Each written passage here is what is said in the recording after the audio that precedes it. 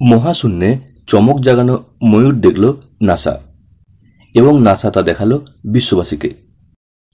মহাশূন্যে যে কত কিছুই লুকিয়ে আছে তা এখনো মানুষের বোঝার বাইরে, তবে বোঝার চেষ্টা তার জন্য থেমে নেই।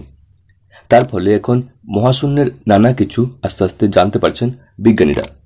নাসার চন্দ্র এক্স রে অবজারভেটরি এবার এমনই এক চমকপ্রদ ছবি তুলে ফেলল মহাশূন্যের, যেখানে দেখা গেল একটি পাক খাওয়া নক্ষত্রপুঞ্জ। বিজ্ঞানীরা জানাচ্ছেন এর আয়তন আকাশগঙ্গার 5 গুণ বেশি।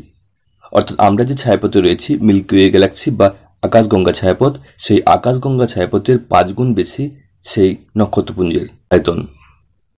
পৃথিবী সহ সৌরমণ্ডল যে নক্ষত্রপুঞ্জের অন্তর্গত, অর্থাৎ সেই আমাদের আকাশগঙ্গা, সেই আকাশগঙ্গা আদপে এর কাছে অত্যন্ত ছোট একটি নক্ষত্রপুঞ্জ, যেখানে রয়েছে প্রচুর নক্ষত্র সমাবেশ, যাকে বলা হয় ময়ূর নক্ষত্রপুঞ্জ।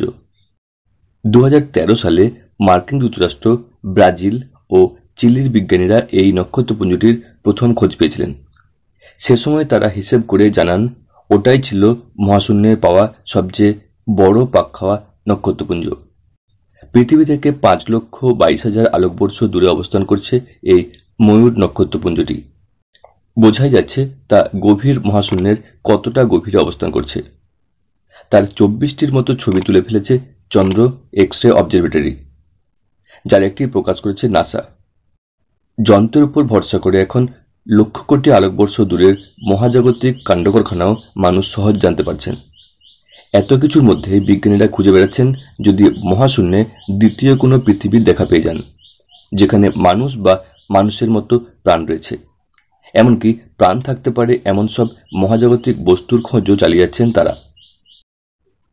দর্শক বন্ধু, মহাকাশ বিজ্ঞান বিষয়ক এই ধরনের আগামী তথ্য পেতে অবশ্যই চ্যানেলটি সাবস্ক্রাইব না করা থাকলে নিচের সাবস্ক্রাইব লেখাটি ক্লিক করে পাশে থাকা নোটিফিকেশন বেল আইকন অন করে রাখতে ভুলবেন না।